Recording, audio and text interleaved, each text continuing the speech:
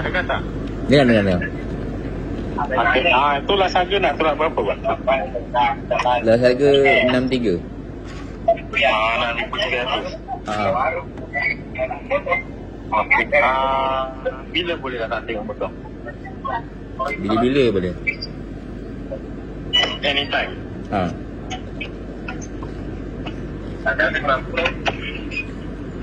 Petang ni boleh tak, bang?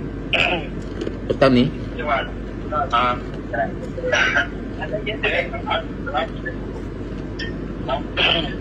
Boleh, bang, ya? Orang datang tengok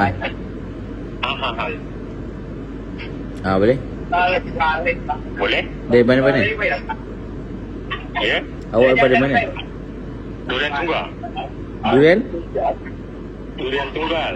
Oh, Durian Tunggal. Ah, Durian Tunggal belah mana? Hai. Hello? Hello? Taman Desa Idaman. Oh, Desa Idaman. Kawan. Taman Desa Idaman.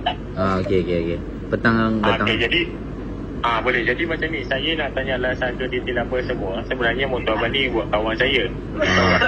Oh, ya ke? Ya. Kawan awak yang mana? Jadi kawan ni kawan saya tu dah tinggal juga, bang. Jadi kawan ni dia confirm dia nak tanya kat saya boleh tak saya nak beli, bajet tak cukup dah sampai. Saya cakap dekat dia boleh je saya tolong, tapi saya kena bincang dengan owner. Itulah saya confirm balik.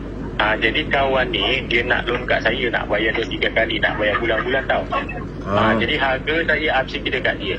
Tapi saya nak handle pasal bayaran dahulu je dekat Abang Najib. 6,300. Okey.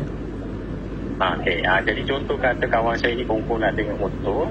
Abang bagi tunjuk semua je dekat dia. Bila kata dia tengok motor dan terus semua nampak okey dengan motor ni. Lepas tu saya confirm balik. Abang terus bagi nombor akaun. Saya nak transfer 6.3. 6,300. Okey. So lepas dia jatuh dah nampak dekat akaun abang ni. Lepas tu nak uruskan tukar nama guna nama kawan saya. Okey. So lepas dah settle semua baru boleh serah motor kat kawan saya. Awak duduk mana? Bang, saya dah cakap tadi tu. Saya duduk daripada Durian 3. Hello? Oh, Durian Tunggal. Ya. Dekat dengan balai polis tu? Dekat dengan balai polis tu? Balai polis pula? Buat apa dekat balai polis? Dekat-dekat dengan balai polis ke? Apa dia? Dekat-dekat dengan balai polis ke? Ya, kawasan kat sana. Belah mana balai polis Durian Tunggal? Tak, abang nak jual motor kau tak nak tahu tempat rumah saya? Saya nak tahu tempat rumah awak lah. Abang dah sekarang kat sini. Okey, boleh?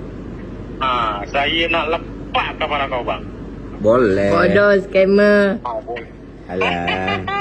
Bodoh putu, lancau. Bodoh. Typing.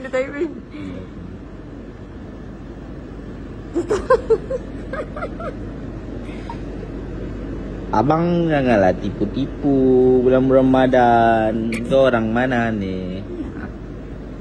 Ini nombor boleh didetect kau di mana.